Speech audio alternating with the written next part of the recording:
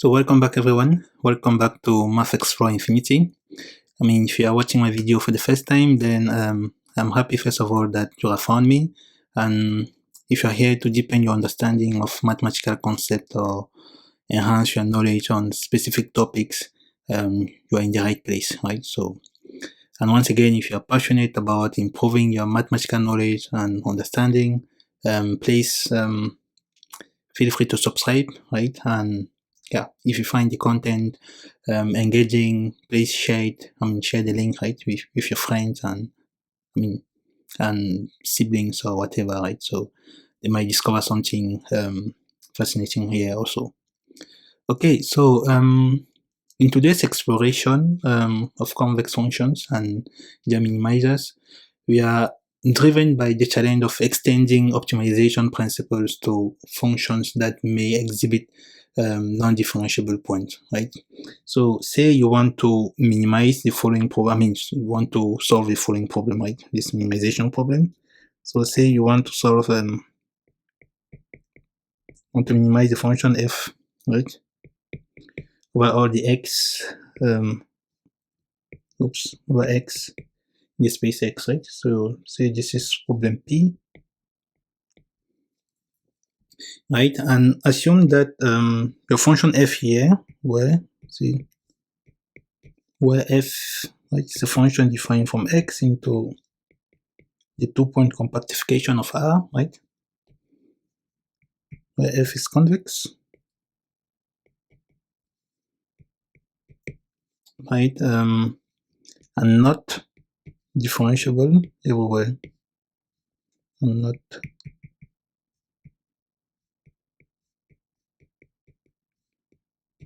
differentiable everywhere, or not differentiable at certain point.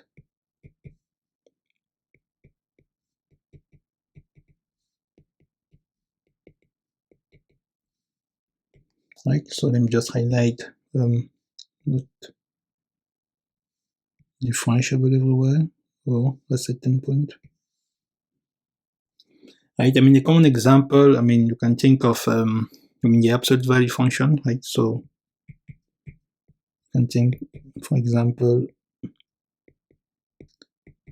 say f is actually, the absolute value function, right? F of x equal to absolute value of x, right? Or its multivariate extension, the L1 norm, right? So we'll say f of x is actually the L1 norm of x, right? Which is basically the summation of the absolute value of the component of x, right? And moving from 1 to 1. Okay, so the first observation we can make is that when f is not, when f is not smooth, we cannot hope for any Fermat principle, right? So f non-smooth, right, implies that there is no Fermat principle, right? If you don't know what the Fermat principle is, then I strongly invite you to watch my video on the Fermat principle, right? I will put the link at the upper right corner of the screen, so feel free to check it out. But once again, I will recall that nevertheless, right? So recall that, or remember, for those who who watch my previous videos, recall that the Fermat's principle traditionally relies on the vanishing derivative, right, of differentiable functions, right? If f was differentiable, right? So if f was differentiable,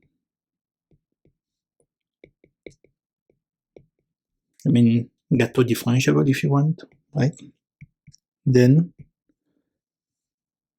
Fermat principle actually state that x bar is a minimizer. The minimizer of our functional f, right, implies that the Gâteau derivative of the function f, right, at xy is actually 0. Right. Okay. So, but our problem here is that we we want to solve so we want to solve this problem here, right? But and our function f here is actually not differentiable everywhere or at certain point, right? So as I said, you can think of the absolute value function. So the question we might ask ourselves is that, so first question, not really the first question, but the ultimate question that we may ask ourselves is that, can we draw inspiration, right, from, let me just write it down, can we draw inspiration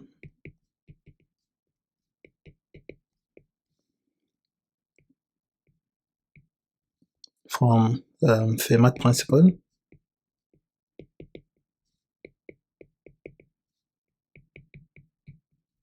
right, in order to characterize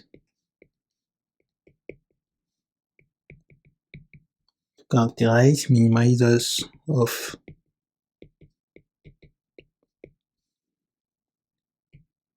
a non-smooth convex functional f.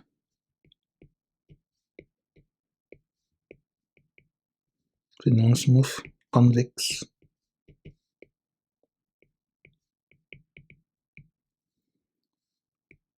functional f, right? I mean, is it possible, right? I mean, in other words, I mean, what we are asking ourselves is that, is there a notion, right, of derivative on convex function, right, that we can use or define in order to characterize minimizers of our function f?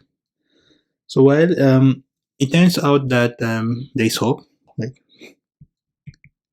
Luckily enough, there is hope for us, right? So the answer, so do we say that there is hope, right? So there is hope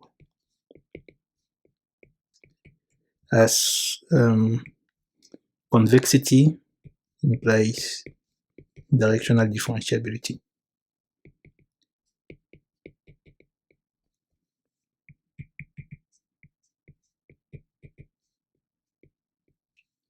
Directional differentiability.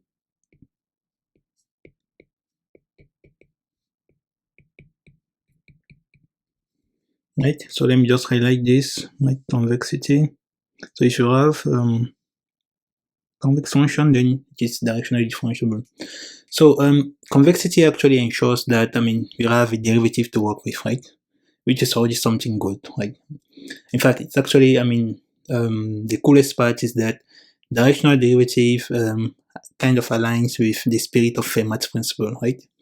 So now that we have directional derivative, right, as our first candidate for the required notion of derivative, now our goal will be to, our goal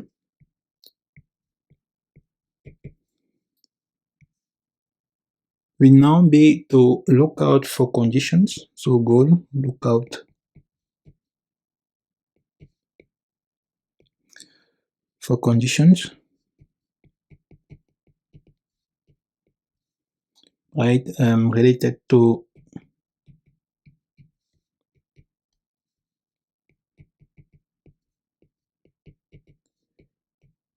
directional derivative, right, that can actually that can pinpoint minimizers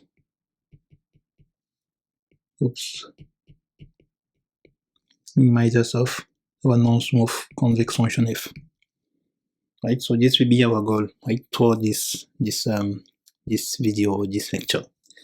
So before we go into the derivation of these I mean, of those conditions, right, let's first establish the fact that, I mean, the directional derivative of any convex functional exists, right? I mean, at least in the extended real valued sense. So this will be lemma 4.1.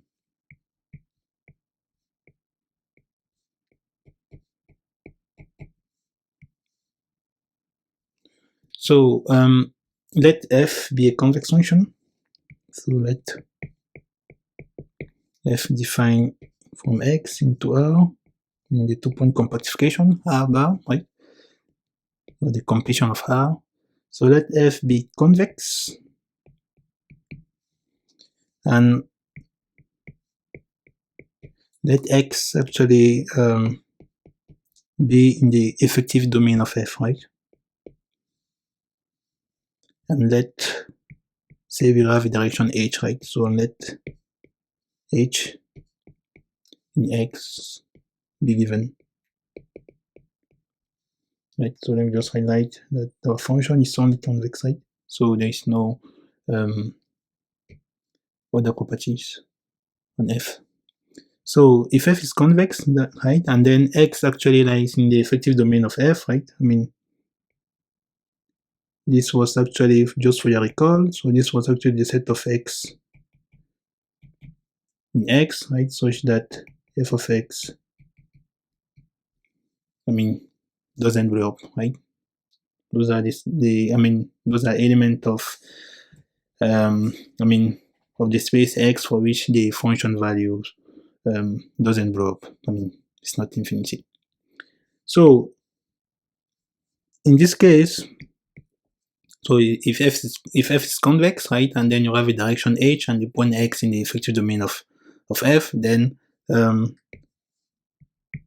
first property is that the function, so probably use another color.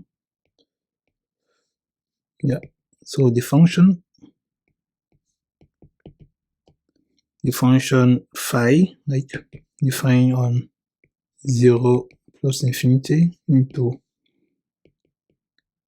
R bar, right, which maps T to f of x plus th, right, minus f of x divided by t, right? So this looks exactly like the definition of directional derivative, right? Then this map is actually increasing, right? And the second property is that there exists a limit. Let me just see. Probably I use the same color or another one. So probably this one.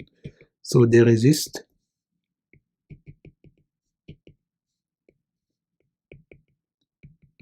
a limit, right? We call it use another color. F of x h, right? Which is exactly the limit of phi of t, right? When t goes to 0 from above. I mean, this is actually in R bar, right? So there is a limit, right? Which satisfies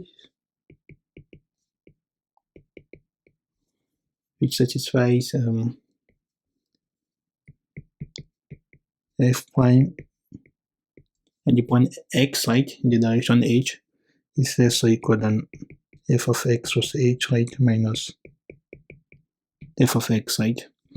Okay, so in the extended real value sense, any convex function is directionally differential, right? This is what the second condition actually says, right, somehow. So, I mean, this is even clear in the third property. So if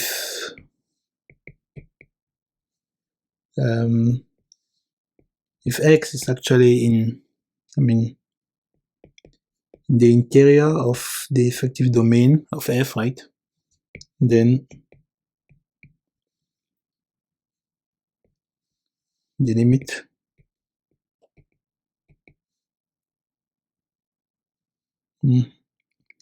then the limit f prime of x in the direction h, right, is finite.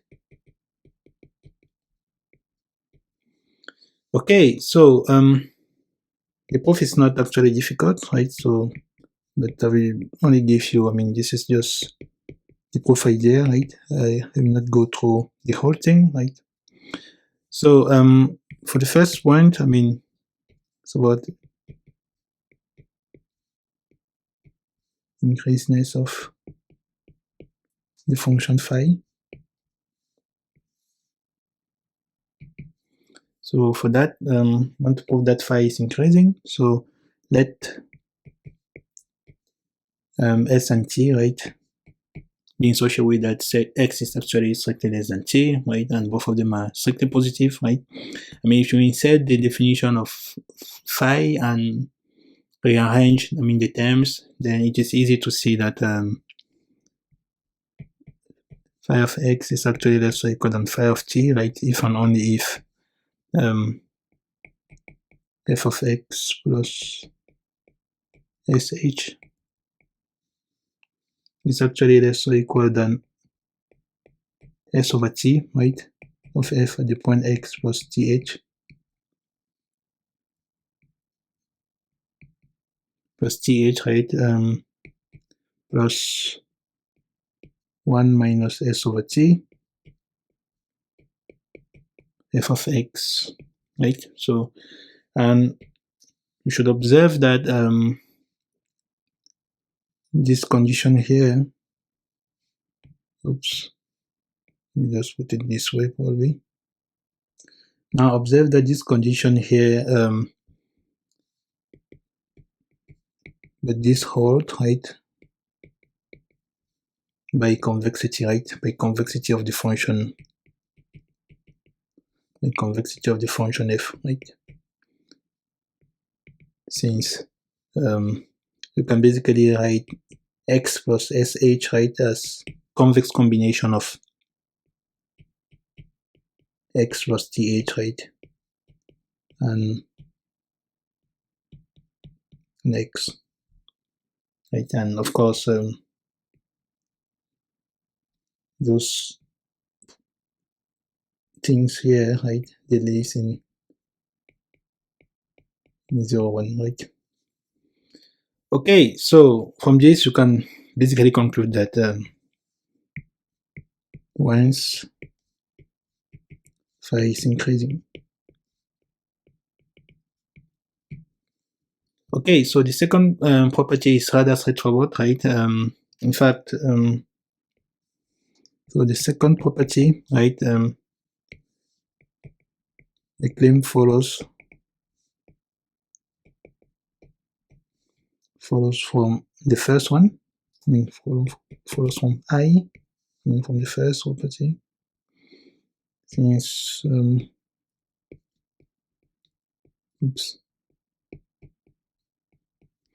since you can basically see that f prime, I mean the directional derivative, right, is exactly the limit of phi of t, right, when t goes to 0 from above, right, and this is by the first property that we just proved, the fact that phi is increasing. This is the infimum of phi of t, right, by t strictly greater than 0. Oops. So this is by 1, right, and of course now by definition of the infimum, this is less or equal than phi of 1, right. But phi at the point t equal 1 is exactly f of x plus h minus f of x, right. So this is basically so just put it, this is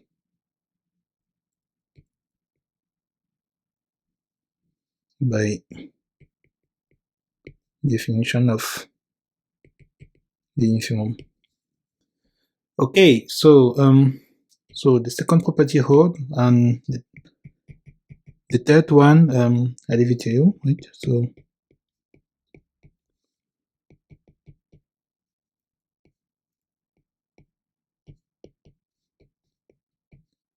So try it out, right? Okay. So now we know that I mean, if you have a convex function, then it is directionally differentiable, right? At least in the extended real valued sense. Okay, so but unfortunately, this concept of directional derivative cannot yet be what we are looking for, right? Since again, if you consider the function f of x equal to the absolute value of x, right? This function actually has a minimum in x equal to 0, right? This has a minimum in x equal to 0, right? But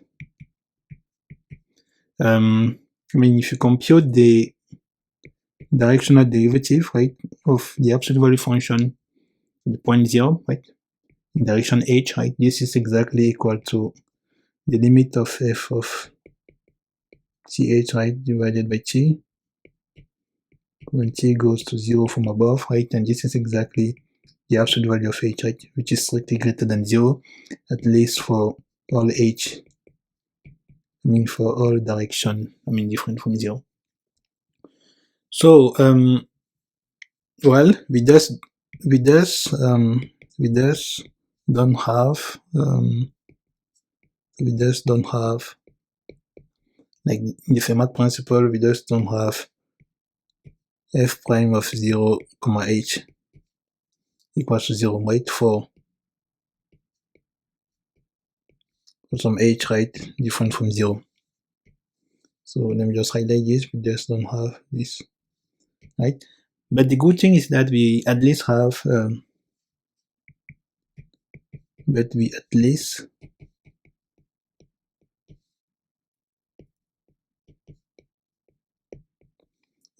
that 0 is also equal than the directional derivative of f, right, at the point 0 in, I mean, direction h, right, for all h in R. So this is the good thing, I mean, you have this at least, right? So this condition here, right, is actually what I mean, that we are going to generalize, right, to non-vector spaces. And then for this purpose, consider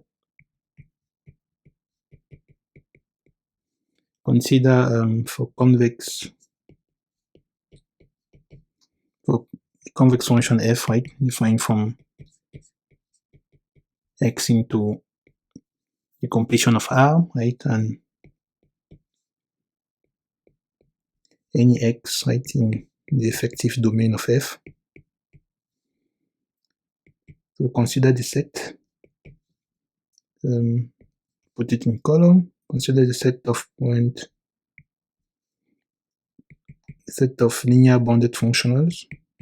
Right? So this is in the dual space, x star in the dual space, such that x star comma h, right, in this dual pairing is less or equal than the directional derivative, right? And this, of course, for all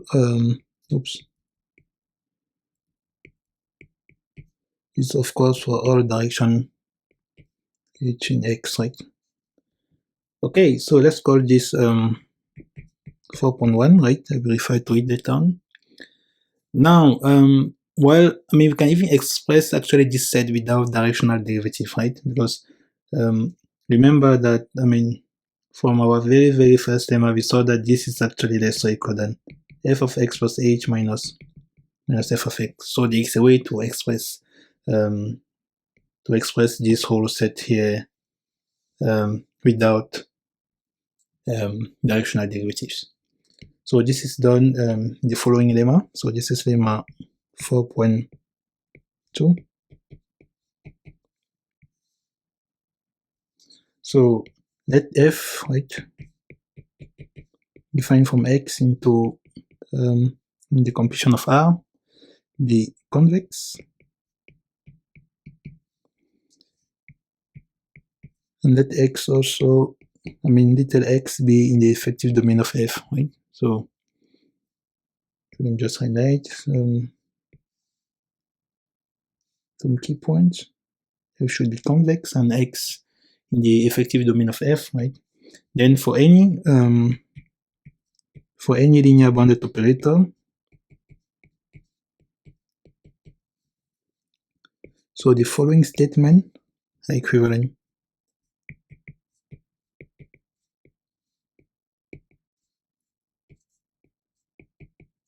The following statement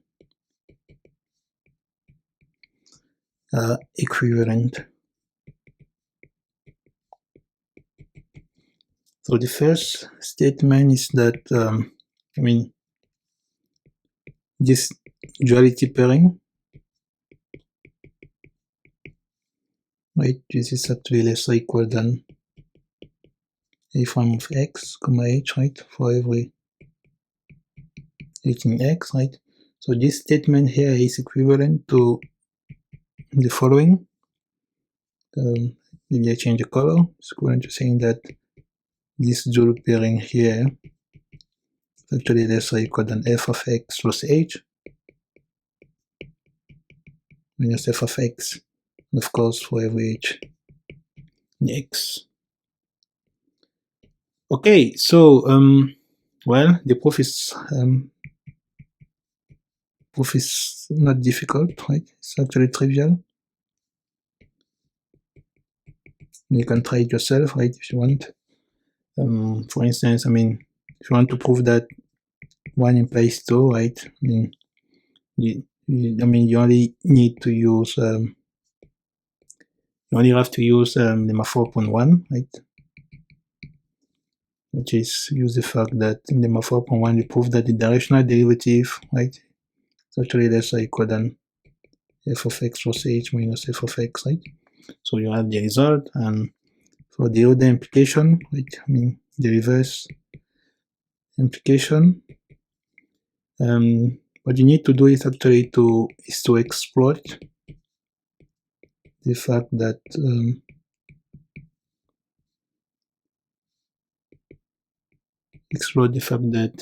if if 2 holds, sorry, if 2 holds, right, for every h in x, right, it also holds for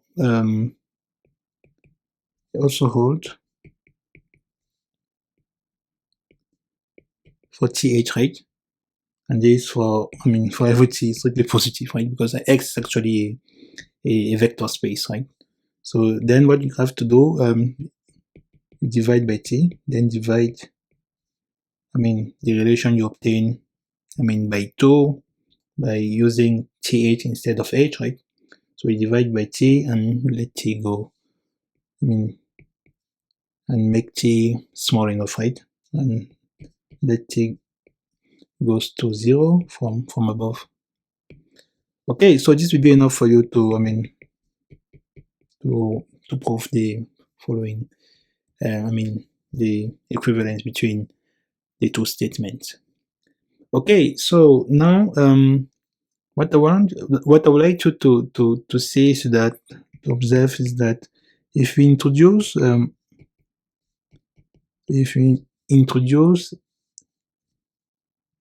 probably I use this color, if we introduce x tilde, right, equal to x plus h, right, which is actually x, right? So if we introduce this change of variable, if you want, right, then the second statement of the lemma I just stated, so that is, just recall the second statement of this duality pairing here, less or equal than f of x plus h, minus f of x, of course, for every h. Then this statement actually leads to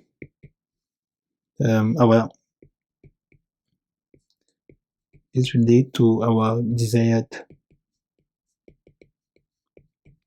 derivative concept.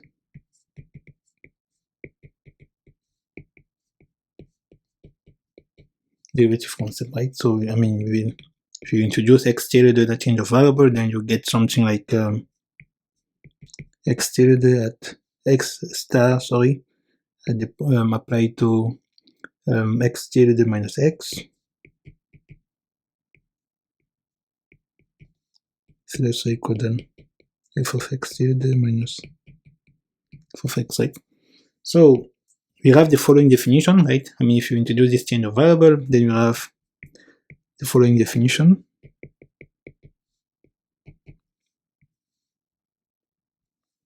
So for f, right, defined from x into the completion of R, right, convex, and x in the effective domain of f, right? So we define, so let me just quickly highlight convexity, x in the effective domain. So we define the convex subdifferential. It's a very important concept. Right? We define the convex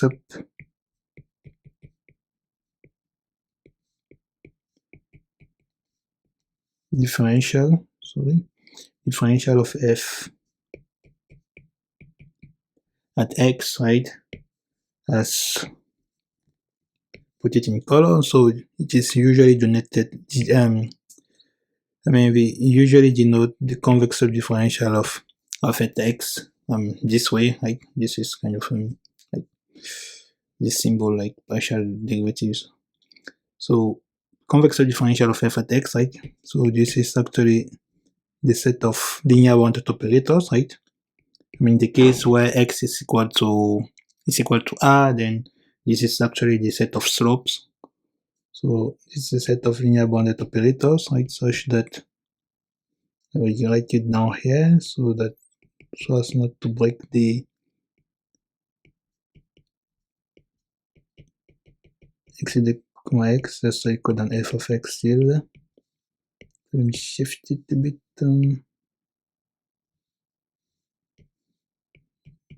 Minus f of x, right?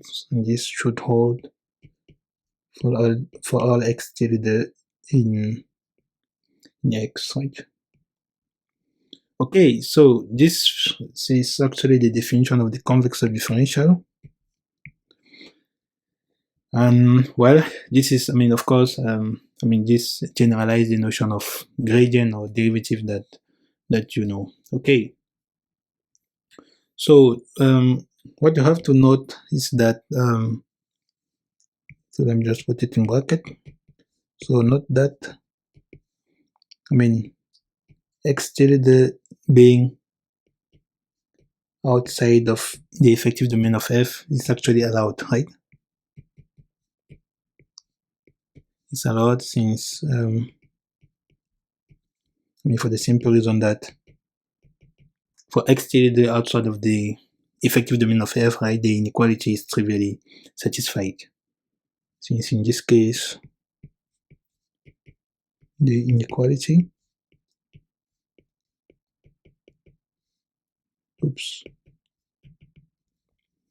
is trivially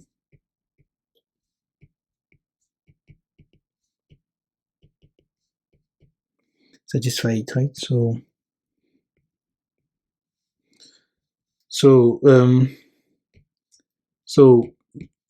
this relation holds for all x tilde in x, right? So this is not a big deal, even if x tilde is not, it's not in the domain of f, right? So this equality here, right, still holds. It's obviously true, right?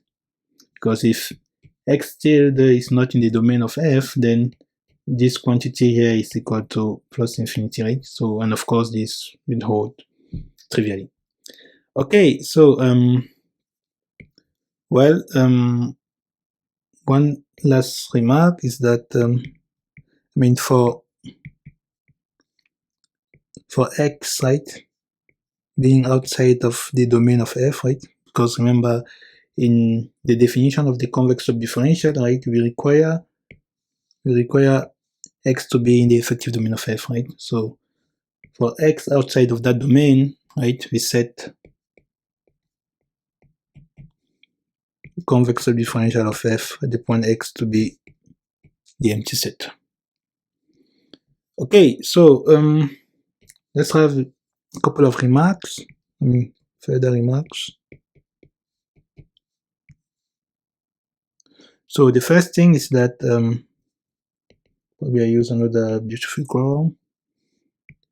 The convex subdifferential of f at x, right, is never empty, right, for every x in the interior of the effective domain of f, right?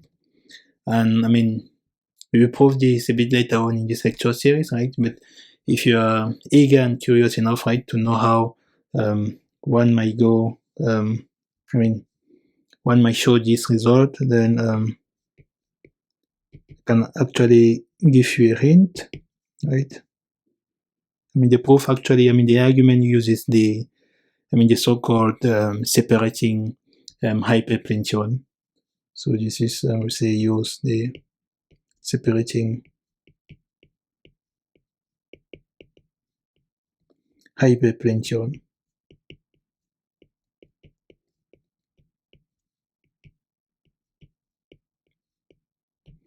Okay, so now the second remark is that another bullet point is that from the definition of the convex subdifferential, from the definition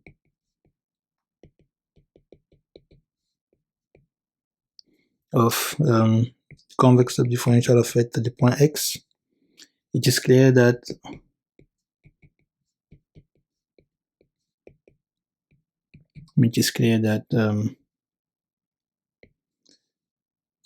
the convex subdifferential of f at the point x, right, is actually a closed set, right, and also, I mean, not closed, but weak star closed, right, and convex. So it is clear that the convex subdifferential of f at x is convex and weak star closed.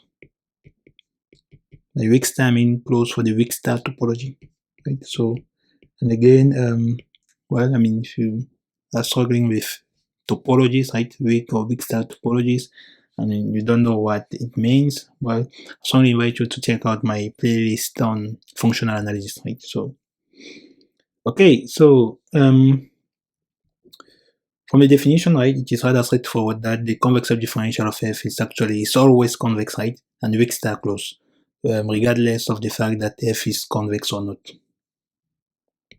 So another remark is that I mean, this is kind of, I mean, this is even, let me use another color. So we can actually prove that the directional derivative of f, right, at the point x in direction h, right, is exactly the supremum of this dual pairing, right, over x star in the convex subdifferential of f at x, right. So basically, this this relation here actually gives you, I mean, a relation between this is a relation between convex subdifferential, right, between convex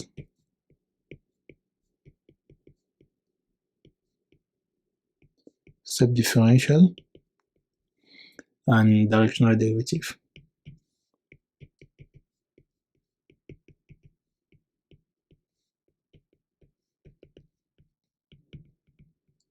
Okay, so another thing is that this is rather kind of a convention, right?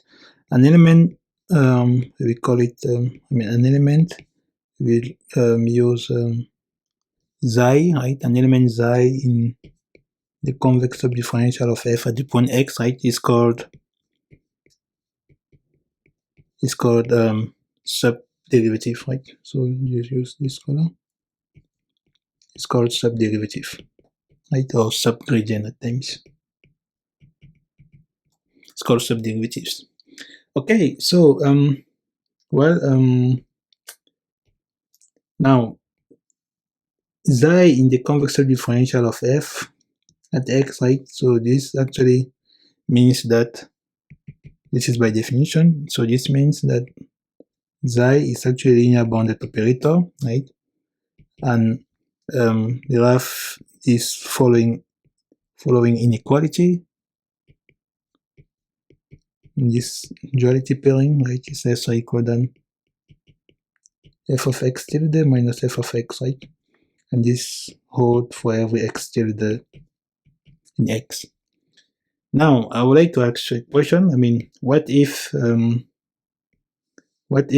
xi is equal to 0? Right, so just write it. What if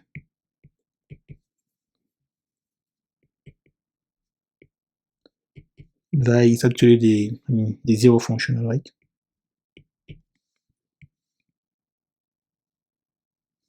Well, I mean, if this equal to 0, right, then you agree with me that the whole thing here is equal to 0. And that implies that f of x is actually less or equal than f of x tilde for every x tilde in x. So this means that x is actually the minimizer of a functional f. So if xi is actually the zero bounded functional, right, then we get that f of x, right, is less or equal than f of x tilde, right, for every x tilde, for every x tilde in x, right. So this means that x is a minimizer, right.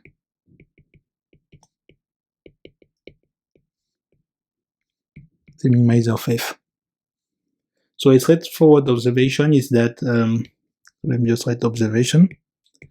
So a straightforward observation is that, I mean, this is just, just I said, what I said already, right? So a straightforward observation is that x bar, say point x bar, right, is a minimizer.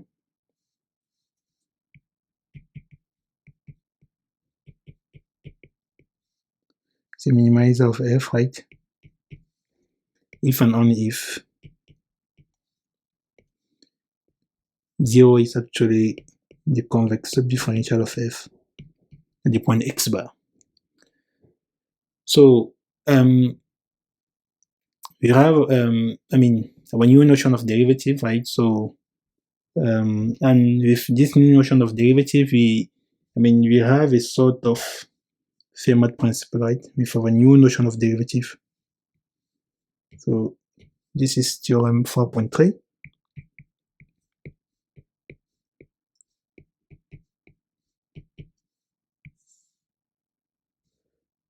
And this is Fermat principle, right? Notably for functions that exhibit non-differentiability at certain point. So Fermat principle is that let f be f is again defined from x into the computation of R, right? Convex, right? Convexity is really required. Let f convex, right? And x bar, right, be in the effective domain of f, right? Then the following are equivalent.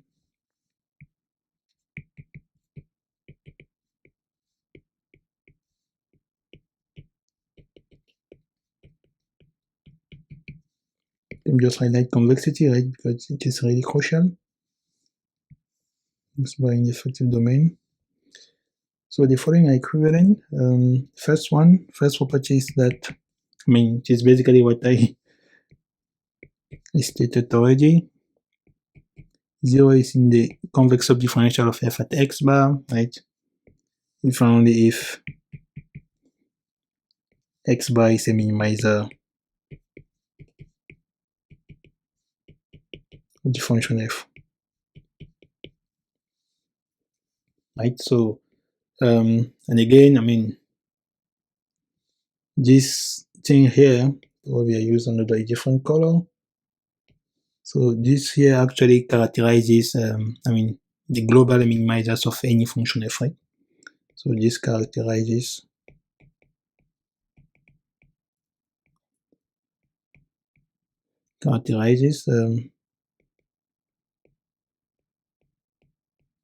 global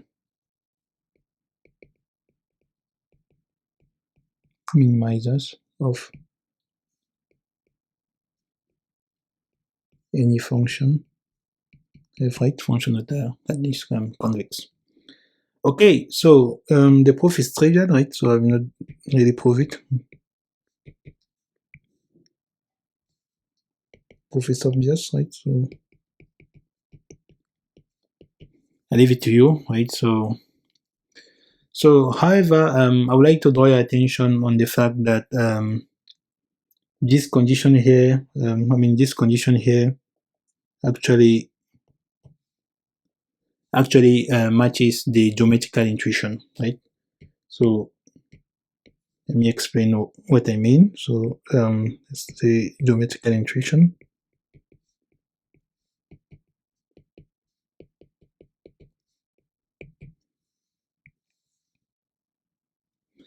So say, for the sake of simplicity, right?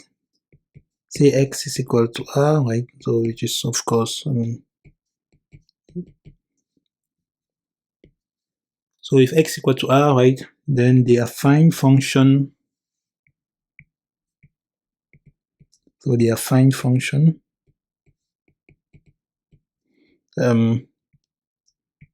f of x tilde, right, equals to f of x bar, right, plus xi times x, x tilde minus x bar, right, with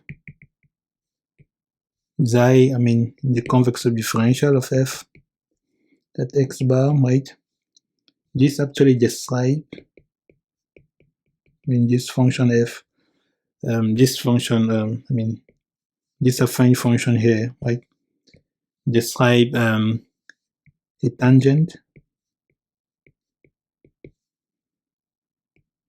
at the point x bar, comma f of x bar, right, with slope xi, right. So so thus the condition that 0 should be in the convex subdifferential, the condition that xi equal to 0, right, is in the convex subdifferential of f at x bar, right, means that, so this condition means that, probably I use little f upstairs. So this condition actually means that, probably use another color, means that f has a horizontal tangent, right,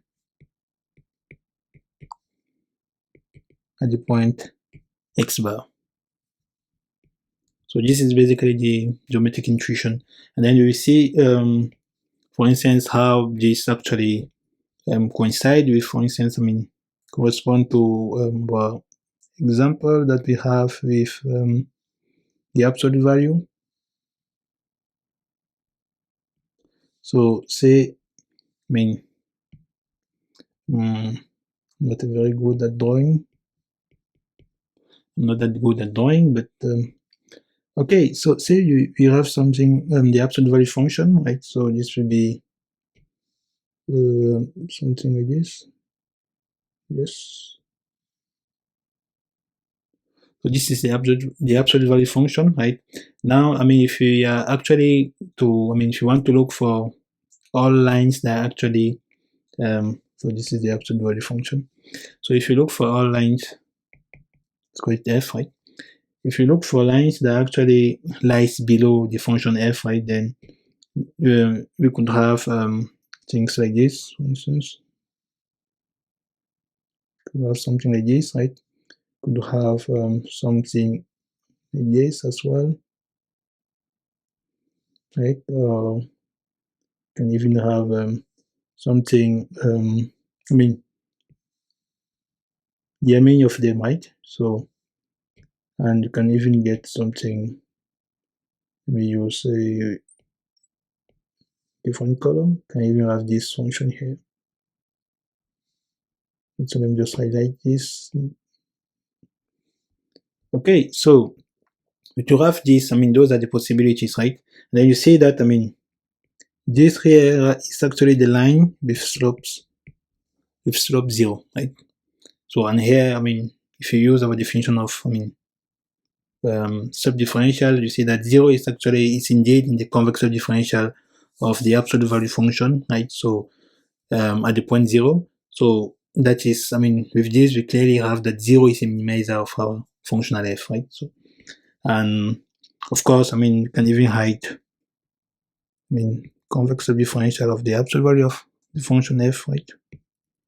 The function absolute value at the point x, right? I mean, you can even characterize this. This would be the singleton 1, right? If x is strictly positive, right? So this will be all the lines with slope 1, and this will be minus 1, right? If x is negative. And of course, the problem is actually at the point x equal to 0, right? And then at this point here, at the point x equal to 0, right? You see that, I mean, you have, I mean, a lot of lines, right? That lies below the original function f, right? But the thing is that we are not going to, I mean, we're not going to kind of record the, I mean, the equation of the, I mean, of all the lines, but rather the slopes, right? And then if you pay attention closely, then you will see that the slopes, I mean, the slope of all these lines actually lies below minus 1 and 1, right? It's actually between minus 1 and 1, right? So this will be the interval minus 1, 0, right? So this is if x equal to 0. So then just drag this a bit down. Good. Right, so okay, so this will be the convex subdifferential of the function of the absolute value function, right? So well, the construction of the convex subdifferential actually, I mean, clearly indicate that, I mean, subdifferential is indeed a generalization of Gateau derivative, right? So as I said it already, so, and this is actually entailed in the following theorem. This is theorem 4.4. So let f again be defined, I mean, the standard setting, x into r bar be convex, right? And this time you assume that our functional f is Gateau differentiable in x.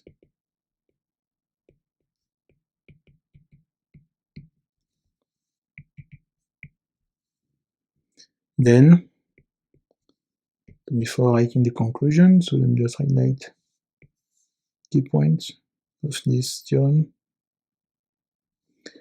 Then, yeah, the convex subdifferential of the function f, right, at x is exactly the singleton Gateau derivative of the function f at the point x, right? Okay, so the proof is not difficult, right? So for the proof, let's start with the, the reverse inclusion, right? So by definition of, by definition of Gateau derivative, right?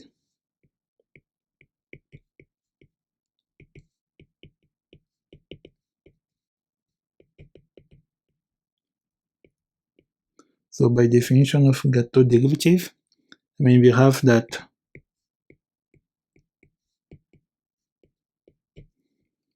this dual pairing here, I always say dual pairing instead of duality pairing, sorry. You have that the duality pairing here is actually equal to, the Gateau derivative, right, of the function f at the point x in direction h, right? And this holds for every h in x, right? Now if you apply lemma 4.2, so applying lemma 4.2, right, with x tilde equals to x plus h, right? So this immediately implies that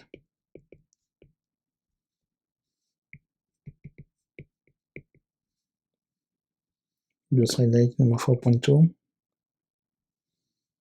So this immediately yields that this duality pairing here, oops, x, right, at x to the minus x, right,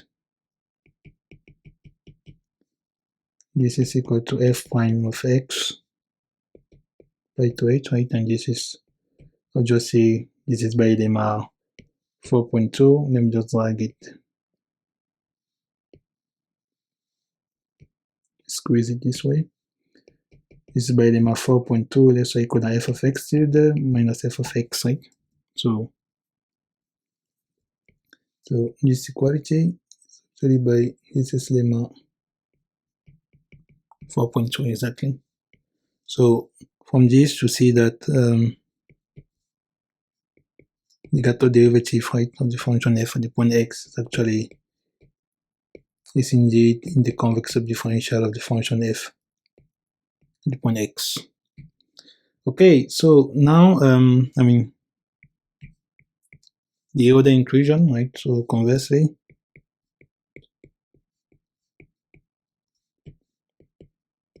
the definition of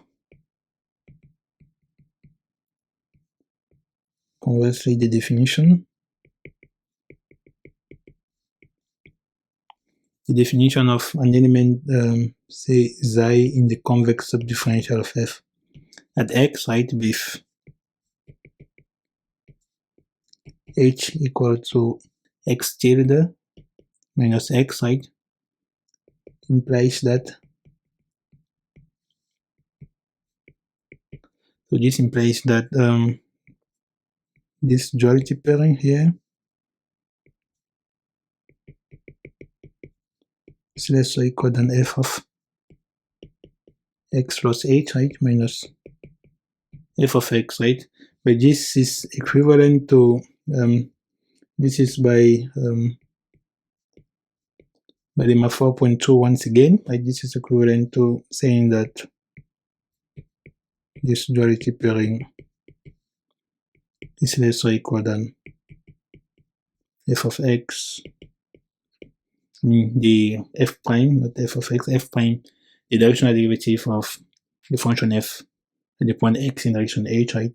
But this is exactly, let me just shift this a bit.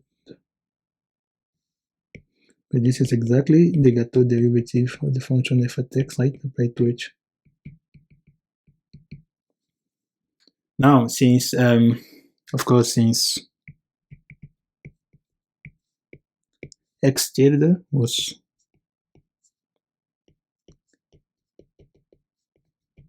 arbitrary, right, in this inequality here, I mean, so this means that you have that this quantity, right, is actually less or equal than this quantity, right? But this actually holds for all h, right? So since x tilde was arbitrary, this inequality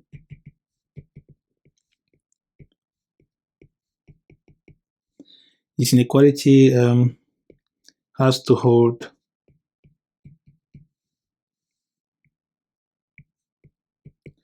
for all h in x, right? And because of that, I mean, should take, so this means, let me just write it. So this means xi comma h, right? This duality pairing is less or equal than this, right? For every h in x, right? Should take, I mean, taking the supremum, over all h in x, right? With norm of h less or equal than 1, yield that the norm of this minus, and the operator norm of this is actually less or equal than 0, right? And this means that, I mean, this is a norm, the operator norm is a norm, so we have separability. So this means that xi is exactly the Gato derivative of f at the point x. So this ends the proof, and this is also the end of our exploration. So if you have enjoyed it, right, feel free to give it, to give it a thumbs up, right, and subscribe if you are not yet part of our mathematical community. As always, I appreciate your time and curiosity. Keep exploring, keep learning, and until next time, keep improving your mathematical knowledge, right? May your mathematical understanding continue to grow. See you in the next video.